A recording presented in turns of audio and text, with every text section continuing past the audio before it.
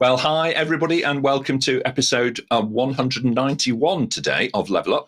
60 minutes, of course, of live Q&A where your questions really do drive the show. If you're watching on YouTube, then please, you can find much more about what we do in our channel. So do give this video a like, if you wouldn't mind, and subscribe to find out more. It doesn't cost you anything, and it really does help others to find the content. So please do that. Thank you so much. Ella is over in the social chat, so let her know your name, please, and the city and the country from where you're joining us today. She's going to be posting links into the chat so that you can vote up the questions that you'd most like answered, and of course for you to be able to add your own as well. If your question is selected, then your name is going to appear in the credits at the end of the show, and quite rightly too. So do get those questions in early and stay with us to see all of that happening. Projects, of course, are all about getting things done, and the project management office is a key element of that delivery capability, making sure that things are done right, of course, and importantly, that often the right things are getting done. So it's a great place to work in an organization, especially for those who want to help make great change happen. So how can you build your career as a PMO specialist? Helping us figure all of that out today is a truly great panel. So let's jump over and meet them. Christina, Sejr, Pedersen is an award-winning executive director of the Half Double Institute, and she's also the co-founder of that Half Double methodology. With a passion to help improve project management performance all around the world, Christina is determined to help the industry improve outcomes. Welcome back to Level Up, Christina. Great to see you again. Great to be here again, Nick. Thank you for having me once more. Thank you so much. Eileen Roden joins us. Of course, she's a regular contributor to Level Up and is the co-founder of the House of PMO, and she's co-authored the PMO Competency Framework. Eileen is an active networker and holds a fellowship of the UK Association for Project Management, and regularly speaks, of course, at conferences and runs workshops and so on. So welcome back, Eileen. Really great to see you. Hi, Nick. Thanks for the welcome. Great to be here. And as ever, very willing to help people who want to develop a career in PMOs. Absolutely. And that's what today is all about. Sarbojit Bose rejoins us. He's over in Singapore and is the owner, of course, and managing director of cyber services. And if there's ever a community to embrace a good template and a good way of working, it's Sarbojit's customers. So he's a keynote speaker and an award-winning facilitator and coach in a wide range of project development and management disciplines. Welcome back to Level Up, Sarbojit. Thank you, Nick, and thank you for your team and everyone on the panel. And I'm delighted to be back once again, and also to value add to all our listeners across the globe. Okay, thank you so much. Stuart Dixon joins us. He's a director over at EHC Consulting. His career experience includes working in, running, and actually establishing PMOs. And he's currently designing and running a resource management consultancy for a multinational organization. An author in his own right, Stuart's PMO service catalogue book is seen by many as a definitive text.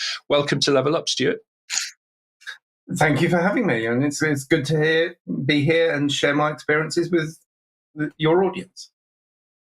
Absolutely. Thank you so much indeed. We're going to be learning a lot from each other today. Robert Snyder joins us. He is the founder, of course, and president at Innovation Elegance, where his career has spanned technical, project change, and sales enablement roles. Always looking to build positive outcomes. I think it's fair to say he really does inspire others with his quiet confidence and situational leadership. So welcome back to Level Up, Robert. Thank you, Nick. Delighted to be here. Excellent. Okay, well, great. I can see lots of folks joining in the chat already. So we've got a big audience online, which is brilliant to see from all over the world. Our question master and completing our on-screen group today is Charlotte Miller. As a little bit of a change, because I think Sejr is on her holidays today, public holiday over in India. So she's got up early and is joining us from the Thames Valley in the UK. Welcome back, Charlotte. Thank you so much, Nick. Good to see everybody, and looking forward to this fantastic, ever popular topic. Okay, excellent. Well, in that case, I think we should jump right in if we can. Charlotte, may we have our first question to the panel, please? Yes, of course. Our first question is from Mansoor. How can I get into a project management office job for the first time, and what do I do in order to start? Okay, all right. Well, why don't we get going, and we'll take Robert first and then Christina. The words that came to my mind were crawl, walk, run, and mingle, so that you can move from the role of a spectator to being a part of the team as quickly as your comfort zone allows and as quickly as the existing PMO can welcome your contributions. Excellent. Thank you very much indeed. Short and sweet. Let's hear from Christina, then we'll go to Eileen. Yes, I think I'd like to approach the question a little bit differently, very practical. What kind of fields do you usually come from going into a PMO? Now, what I've seen in the 6 PMOs I've run is that sometimes it is a project manager who shows an interest in the portfolio management, the strategy, the resource management. It can also be someone more analytical that comes from finance, that goes into the role maybe as a PMO specialist or a PMO analyst. So there are several ways into the PMO. But what you have to realize if you're a project manager is that, in my experience, the job in the PMO is quite different. So it's not necessarily overlapping or a natural career development to go from a project manager into a PMO. So you have to be aware of that if you're a project manager and are thinking about going into the PMO. Absolutely. Thank you very much indeed. Eileen, your thoughts, please. Then we'll go to Stuart. Hi. Well, I think there's a number of different routes into the PMO, and it depends on what level you're at in terms of seniority. Coming in at a very junior level, PMO administrator, there's an awful lot of transferable skills that you can use from any other part of the organisation. Coming in as an analyst, having some project management experience or some project management or a foundation project management examination like Praxis would be really helpful. Coming in as a PMO manager, then having some project management experience, but also some team leading is obviously useful. But actually what we're finding really interesting, coming in at a very senior level, having some business experience, being a portfolio office manager, having some business experience and understanding where the organization can use projects to improve and deliver its strategy is really helpful. And so again, it depends on which level, right from junior, right from senior. And the House of PMO and APMG have got some really good essentials qualifications, which are about kind of giving you that kind of first step into kind of jumping into the PMO, whatever level is appropriate for you. What a good point, because there's such a broad spectrum, of this, and panel, everybody building on this is giving me a sense here really that there really could be something for an awful lot of folks in a career and as part of a PMO. So thank you very much indeed. Stuart, your thoughts, and then we'll go to Sarbojit. So what I think you need is curiosity. So the best of PMOs I've worked with, I've been curious, and they've always wanted to know things and know people and are connected with the organization. So the skills that I've seen being really valuable are people who've been well connected within the organization so that they know not necessarily who to speak to initially, but who to speak to find the right person to speak to. And that's not a skill necessarily that you can learn. It's just about where you are and absorbing things within the organization. And I'd like to go back to Eileen's one as well, is when you get up to the more senior level, is understanding what the business wants and how the PMO can be positioned, especially if you're in a leader position, how the PMO can be positioned to best help that organization succeed. Okay, excellent. Thank you so much, Sarbojit, and then we'll go back to Robert.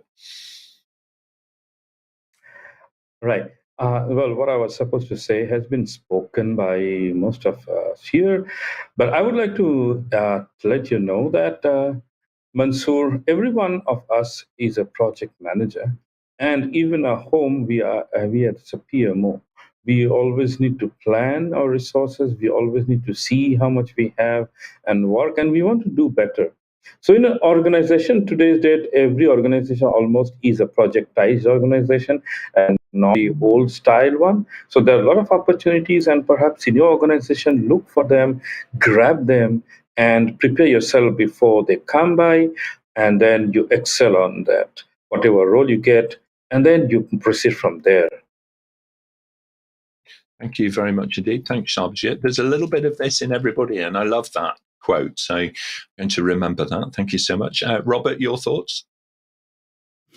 I wanted to piggyback on Stuart's comment about curiosity.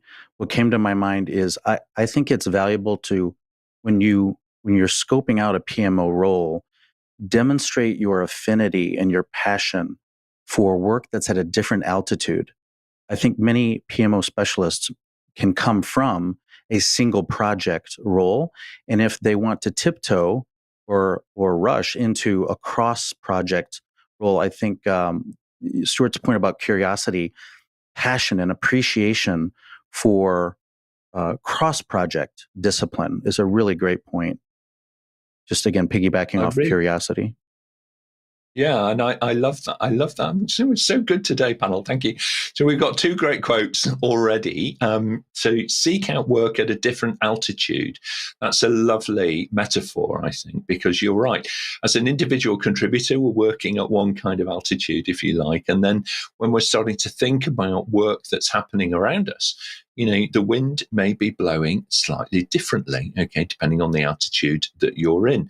So very good. Thank you so much. Let's jump over to the audience then. I can see a huge number of people online. Mohammed, welcome back, joining us from Afghanistan. So thank you for joining us today. My friend, great to see you. And we have Stella, who's joining from East Africa, from the beautiful city of Nairobi over there in Kenya. Great to have you online. And Ishmael is joining us once again from Greater Manchester. So regular viewer, actually, Ishmael. And Robert Rennie joins us from Troon in Scotland, a fabulous part of the world. If you've not had the opportunity to visit, I thoroughly recommend it. So excellent. Thank you so much as we span the world today on Level Up. We've got lots of questions stacking up as well, Charlotte. So I think we should move on. Let's take our next question to the panel, please. Thanks, Nick. Our next question is from Mark David. When should an organisation look at establishing a project management office? Well, I think everybody's going to have a view on this. Eileen, why don't you start us off, please, and then we'll hear from Christina. Well, I think we're going to have to address the elephant in the room sooner or later, which is what we mean by a project management office, because in some organizations, that means a particular office put in place to support one big project. And so in those situations, we'd be looking at establishing a project office when a project was so big, the project manager isn't able to do all of those project management activities on their own and needs some support with that role. So the project manager would always remain accountable for all of the project management role, but they would have a project office to kind of do perhaps some look after the plan, look after the risk register, etc. In other organizations, what they mean by a project management office is a central office that looks after the standards and supports projects across the organization. And in which case, the best time to establish those is when you're starting to do projects in different parts of the organization. Project managers people are working on projects in more than one department, and therefore having a consistent approach is going to be helpful to that organization. Thank you very much indeed. Some great advice there, Eileen. Thank you very much indeed. Christina, your thoughts, please, then we'll go to Stuart.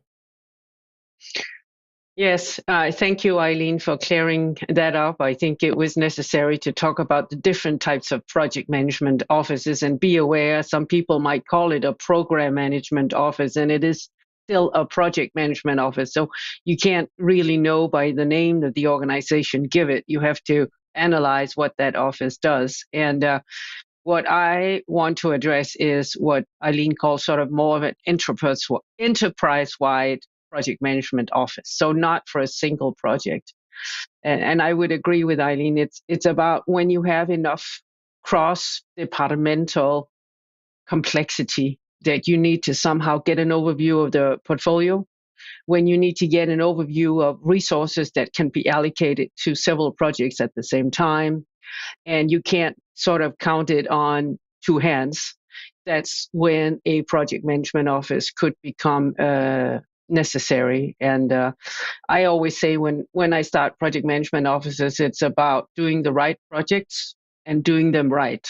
Those are the two main roles I see in a project management office. So doing the right projects is about portfolio management, and doing them right is about maintaining the standards so that projects are run in somewhat similar ways across the organization. Yeah, really good points about trying to get that right fit at the right time, isn't it? Thank you so much. Stuart, and then we'll go to Robert. So I'm going to take this on the project management office, because I do know that there is a difference between that and the portfolio one.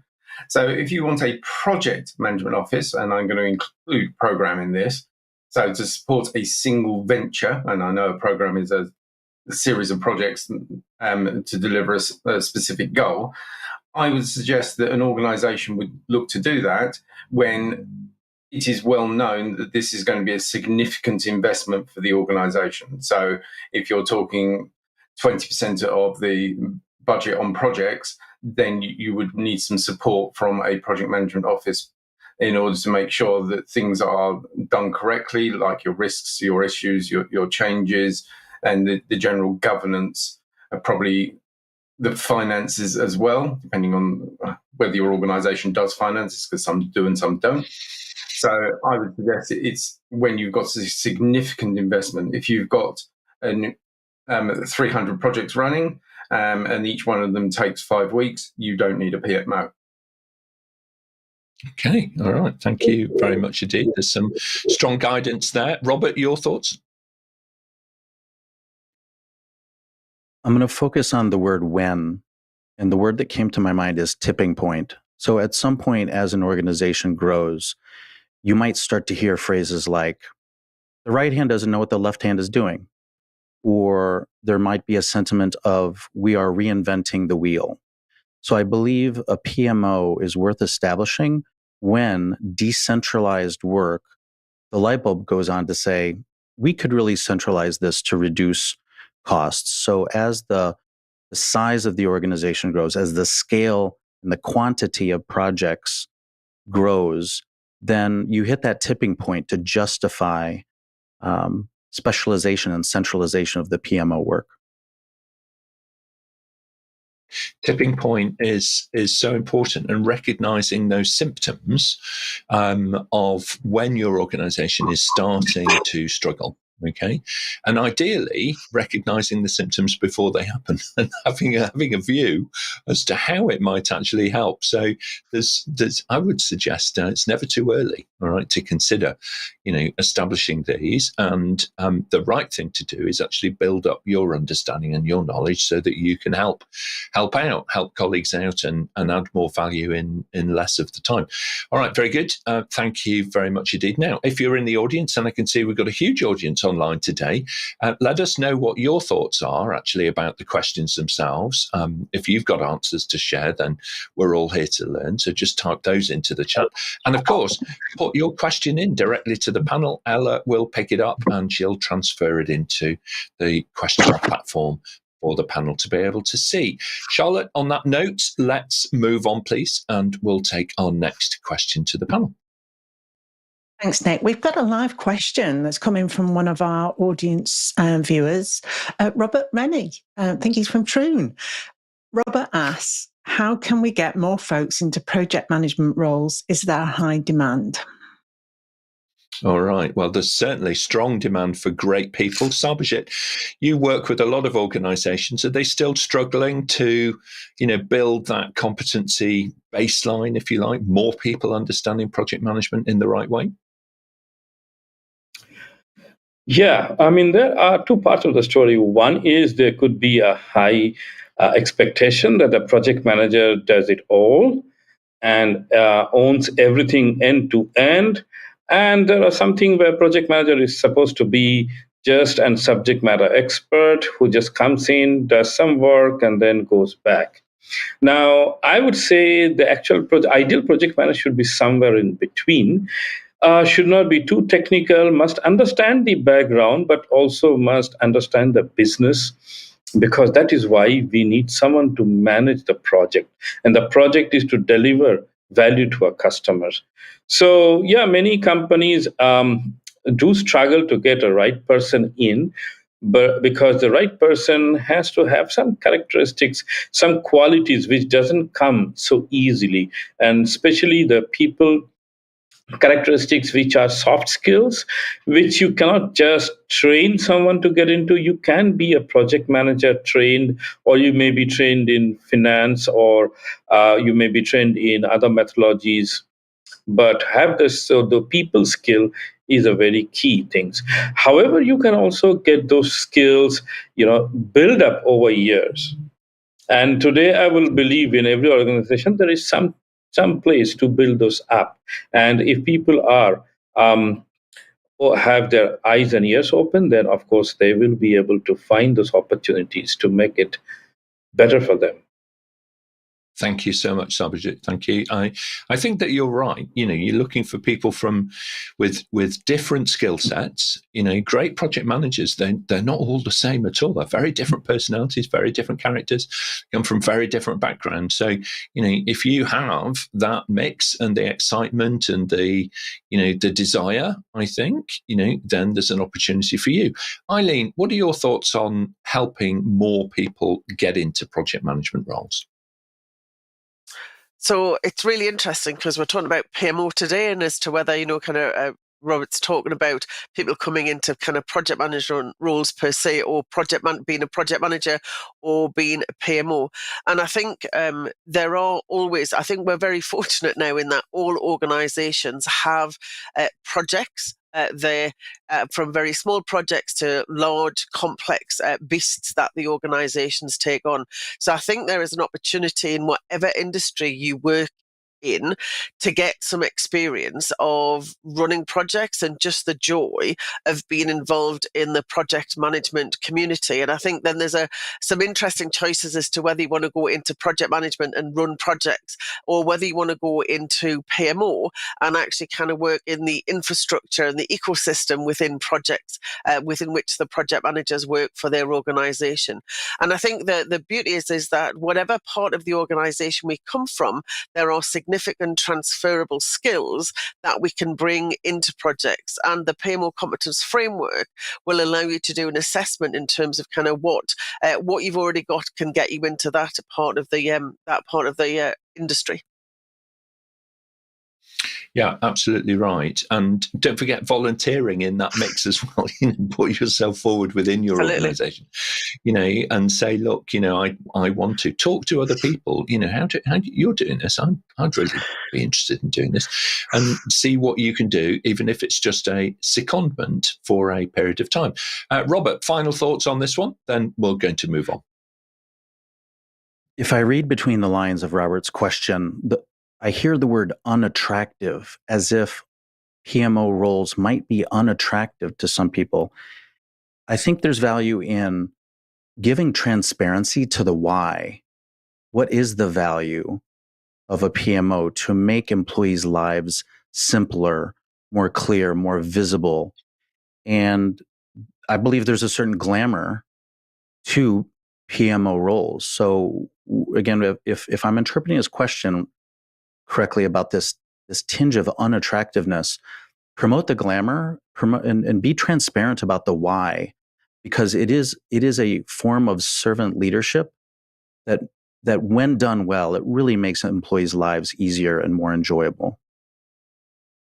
I think this is the thing. I think people's perceptions of PMOs are evolving. They're very different. And the value that is brought by the PMO to the wider organization really is quite incredible. When you think about what helps a project manager be seen to be delivering, actually the PMO is a key enabler to be able to do that. So, when you're thinking about what makes the biggest difference, really do think about the PMOs. Now, talking about community and bringing people together, then one of the things that you can do if you're watching us online is actually just to sign up for the newsletter of the Level Up Your Career community, which gives you a summary of what's coming up over the coming weeks, and then you can plan your time accordingly to join us live and get the questions that you most want answered put in front of the panel. So please do that.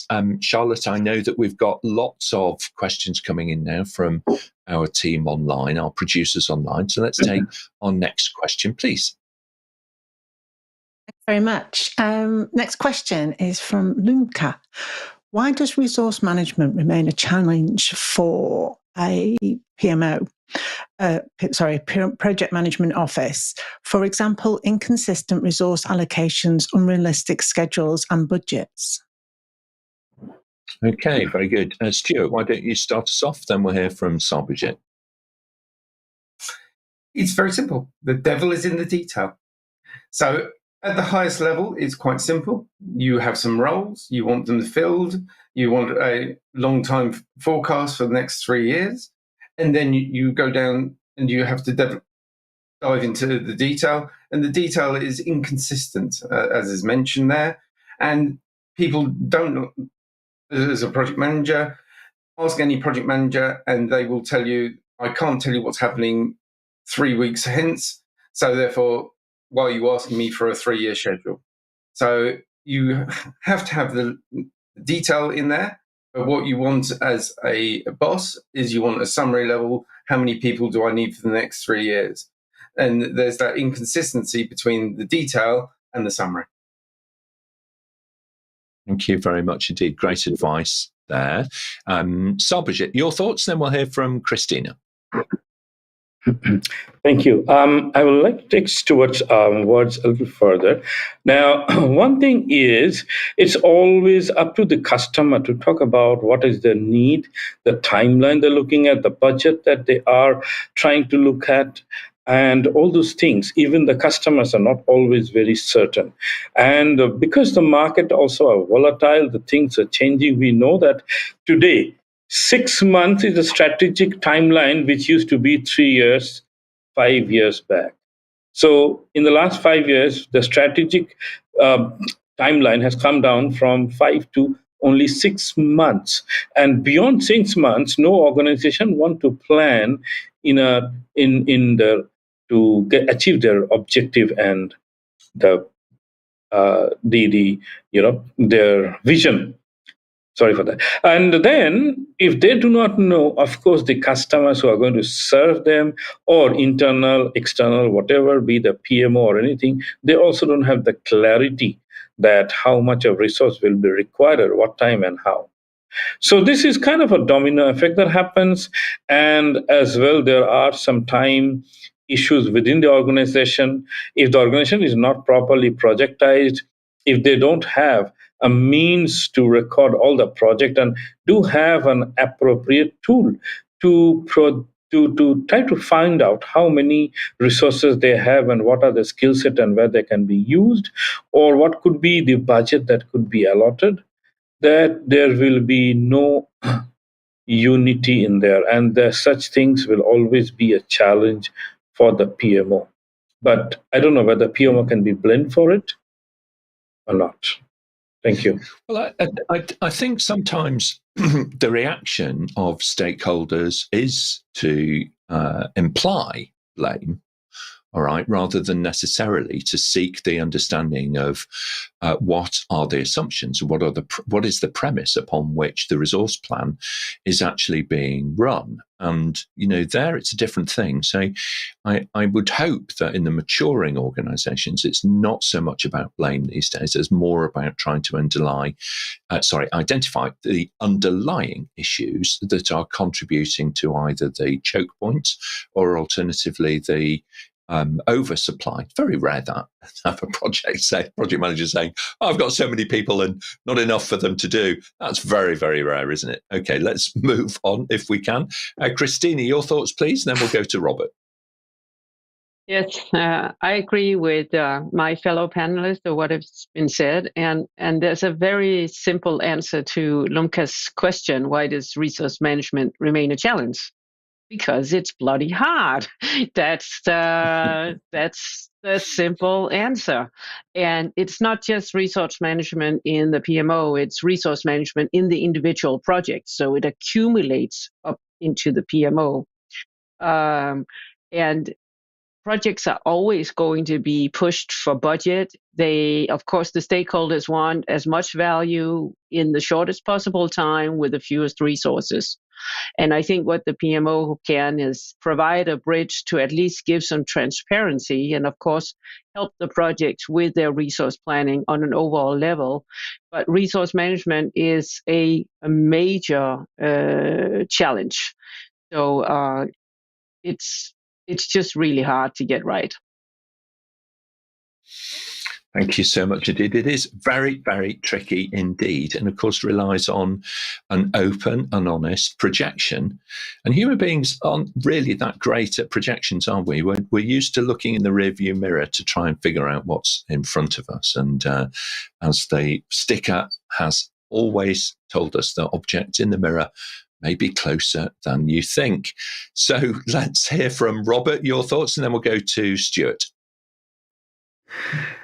This question is perfect for one of my favorite quotes. And that quote is, execution's two best friends are simplicity and transparency. When this challenge persists, I believe that most companies, most project teams have a lot of room for more. They could try a lot harder to simplify and to make these things more transparent. That requires vulnerability. It requires humility.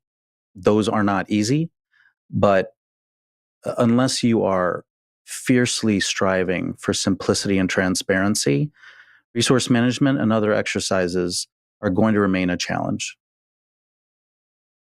They are indeed. And that transparency also means that, I agree with you. It is a vulnerable thing. People like certainty, don't they? And they back the people that are able to predict the future accurately.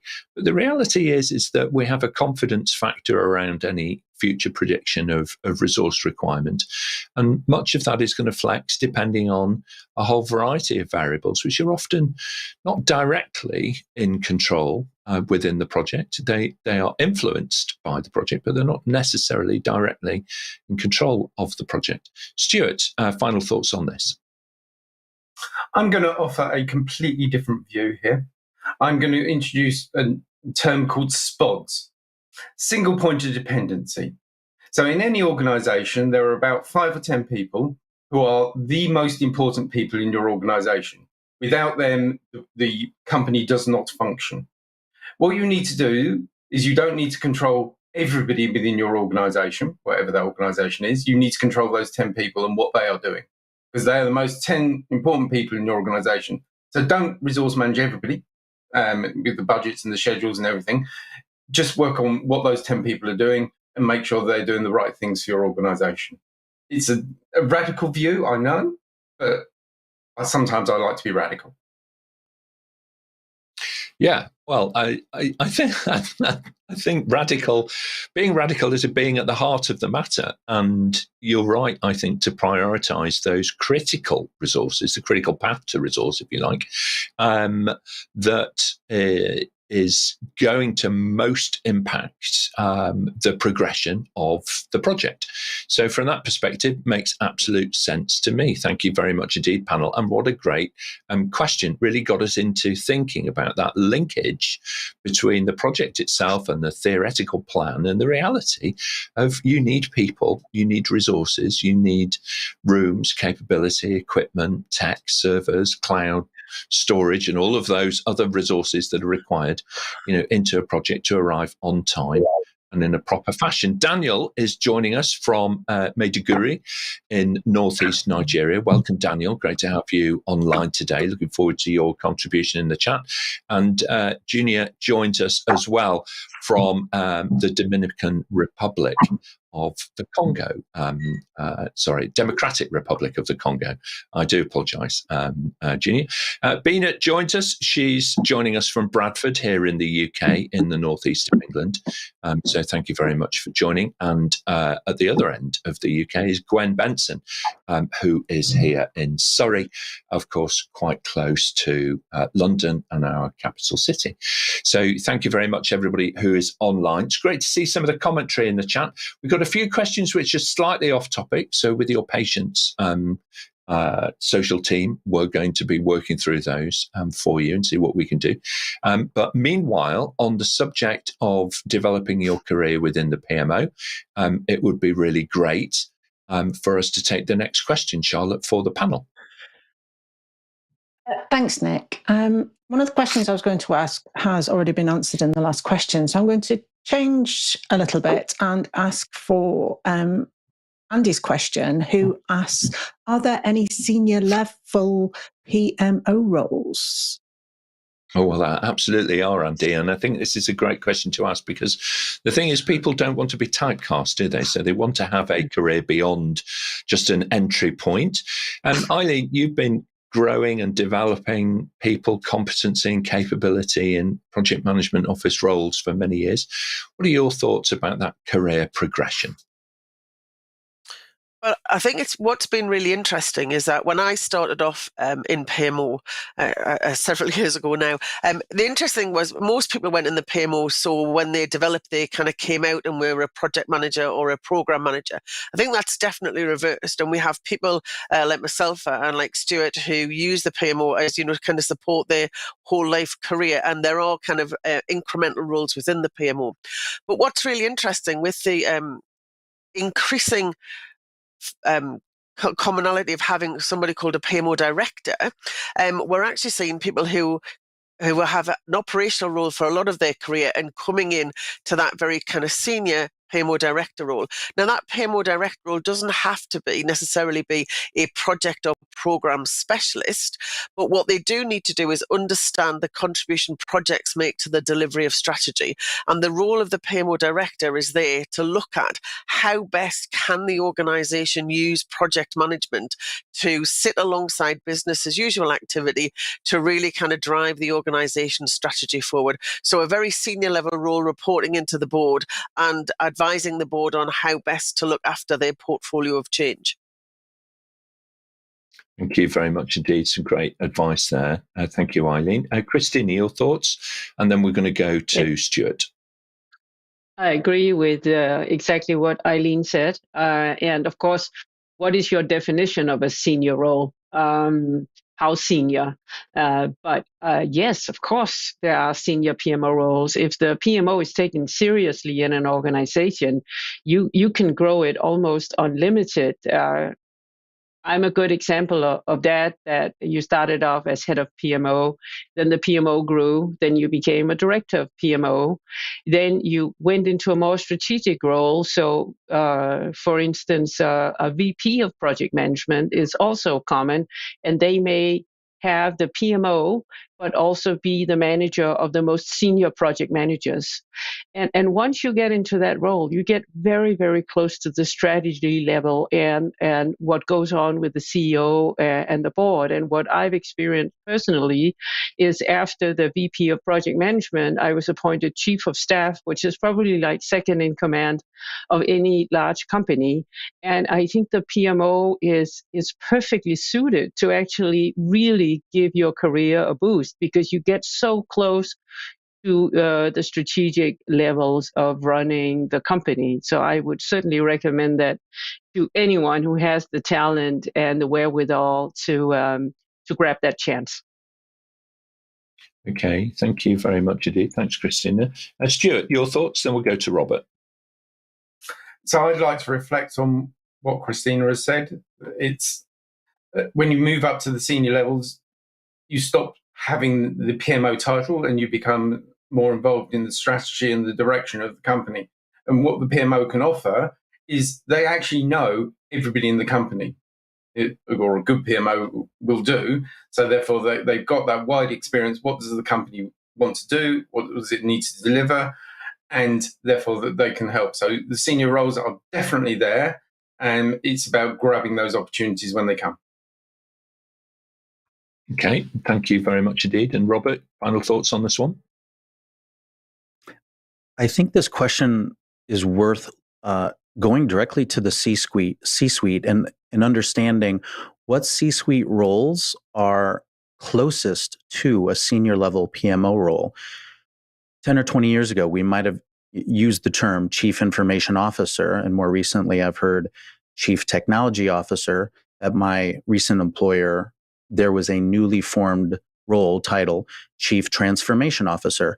And I felt that CTO, chief transformation officer, was absolutely synonymous with a senior level PMO role. So I think this question is worth exploring. How, over the last few decades, the C-suite titles have evolved. And so regardless of which direction you come from, I think that the C-suite is a good place to look for where senior PMO roles reside. Thank you very much indeed, Robert. Some great advice there to everybody. Thank you, panel, for your thoughts on that. Charlotte, if we can, let's move on. We'll take our next question for the panel. Thanks, Nick. Our next question is from Ruth. Why would someone choose a project management office as a career over being a project manager? Oh, it's just so much more fun. So much more fun is the short and easy answer to that one.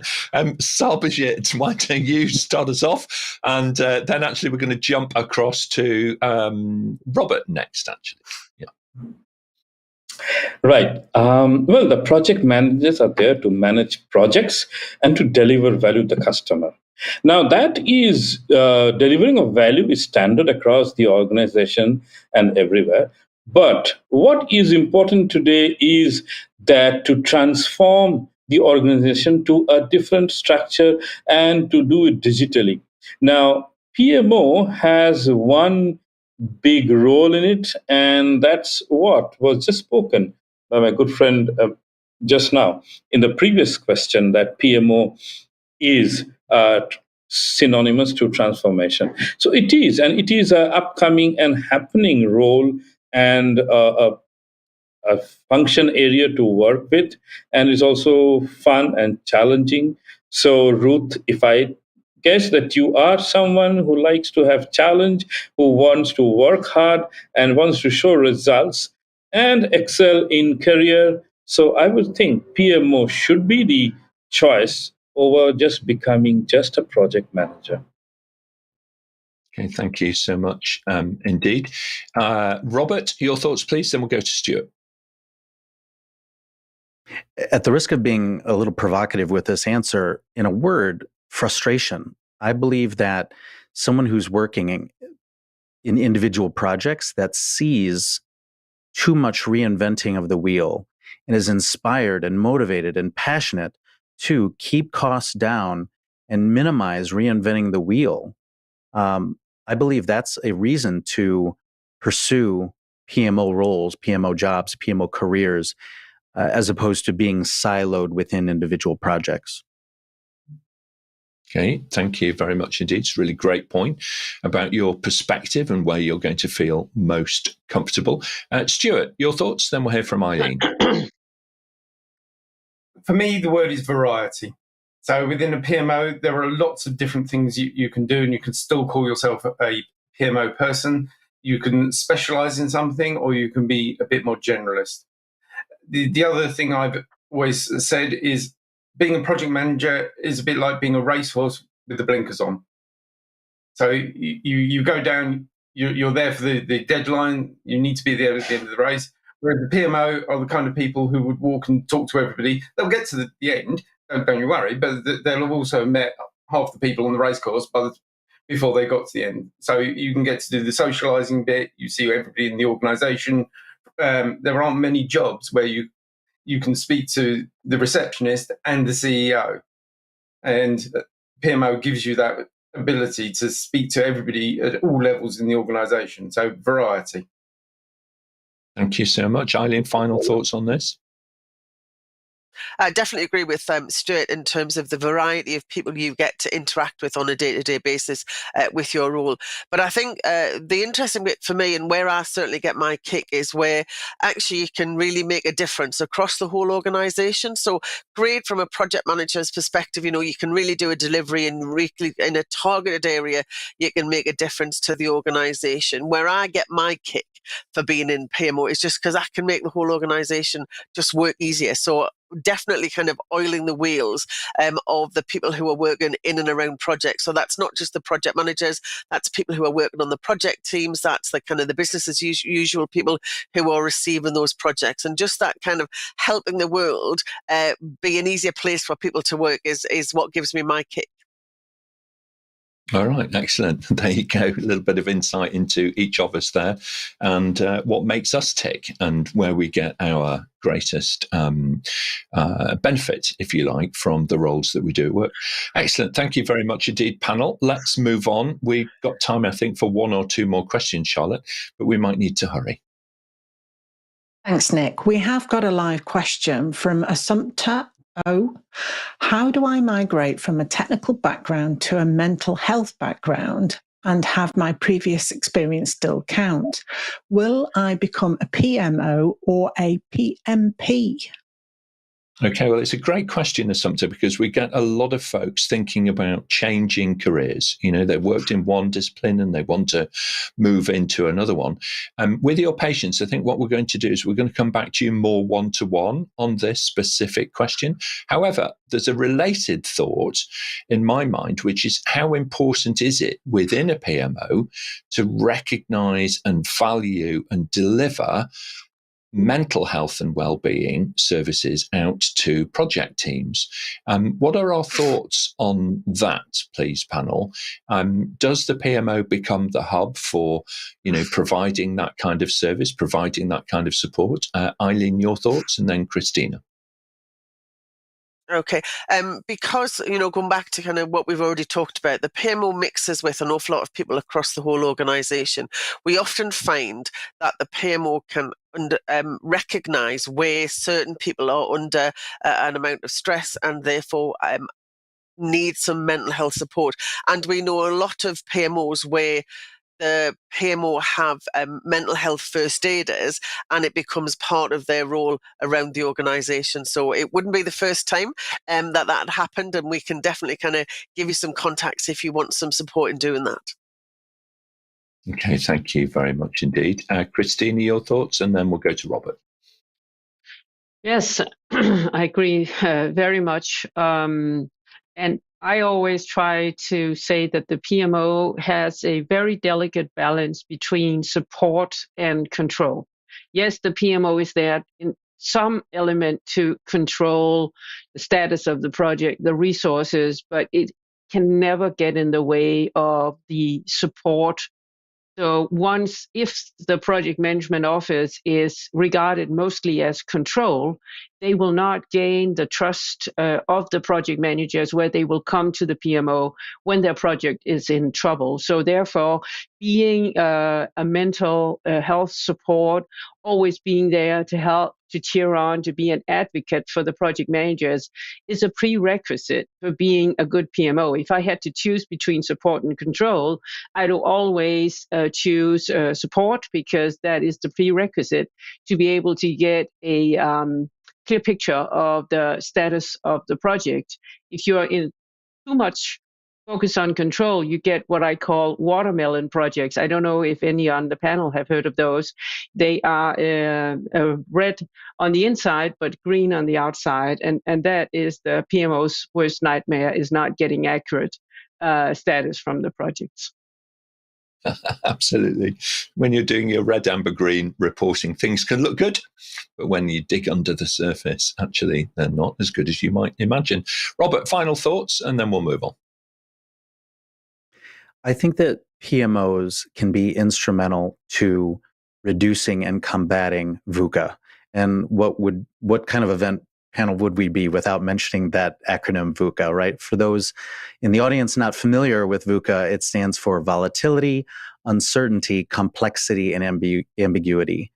And I believe a PMO is really helping an organization's mental health when you improve clarity, you improve sanity, you cut the noise, you reduce noise, priority whiplash. These are all things that a PMO can absolutely be instrumental to combat VUCA and to be very, directly or indirectly, subtly or overtly attentive to employees' mental health.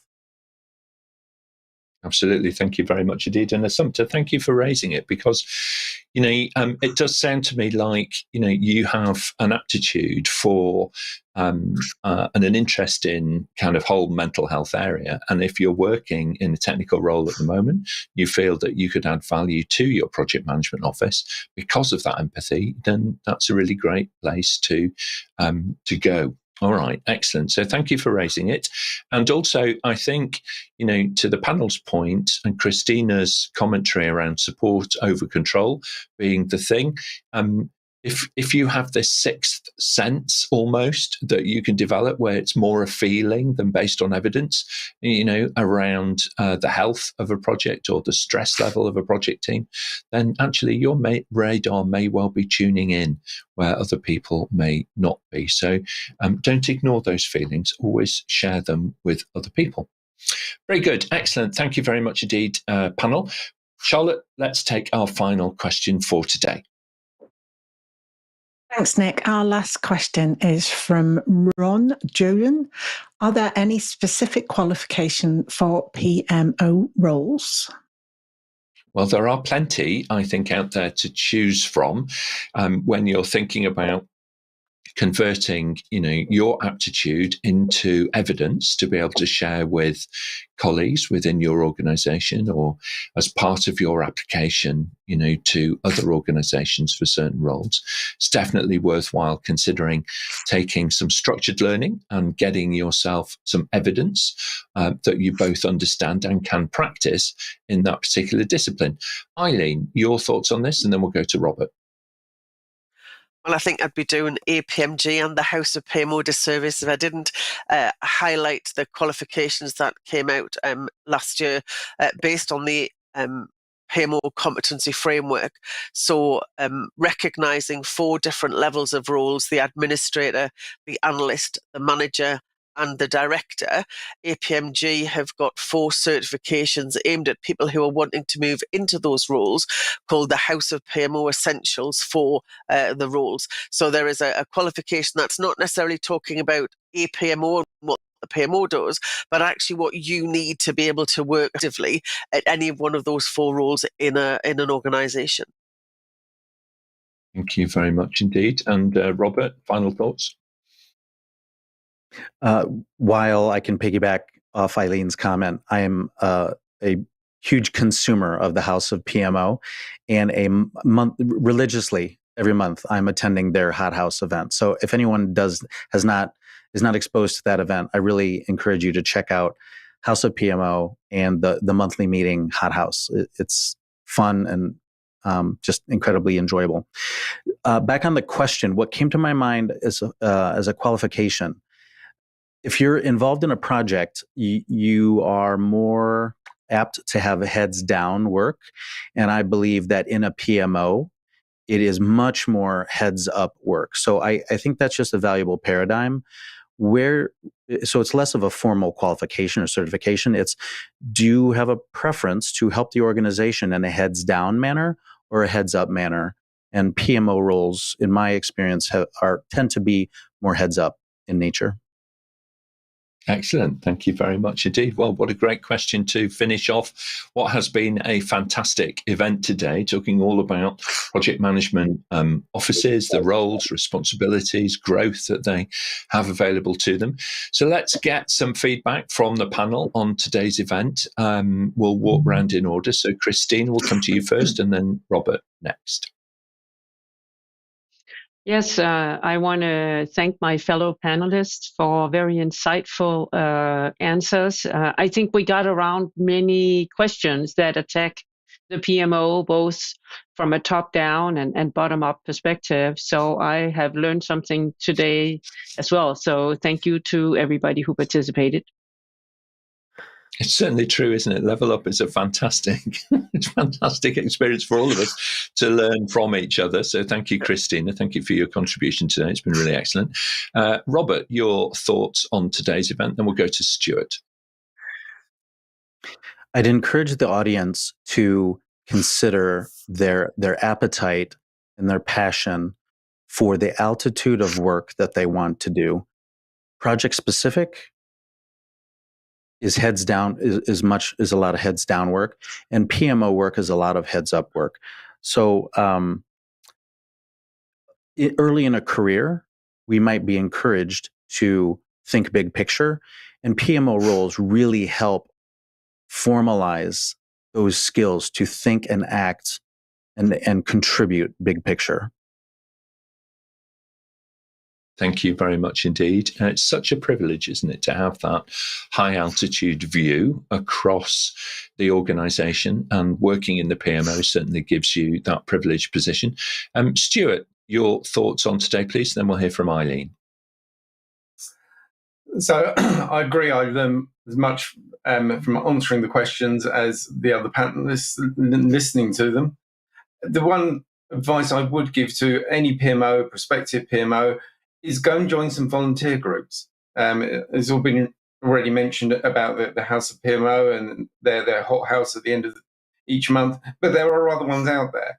So go and find a volunteer group. Go outside of your organisation. If you're only in a PMO of one or two people, you're only going to learn from the people in your organisation. So go out and speak to other people. Go out and find out how other organisations do it. And you'll be surprised how much they have exactly the same pain as you do. Thank you very much indeed, Stuart. Excellent. Eileen, your thoughts, and then we'll go to Sarbojit. I still think the PMO is the best place in the world to work. I wouldn't want to work anywhere else. And I think the great news is that, there are jobs there for anybody at whatever level to work in the PMO. And I still think, even if you want to become a project manager or a program manager, it's a great way to start your training for that too. Absolutely. And it is, as Eileen says, it's a fantastic role. Okay, it's a fantastic position in the organisation. You're right at the heart of so much. Sarbojit, your thoughts? Well, thank you so much, everyone from the panel, and also the question that came in.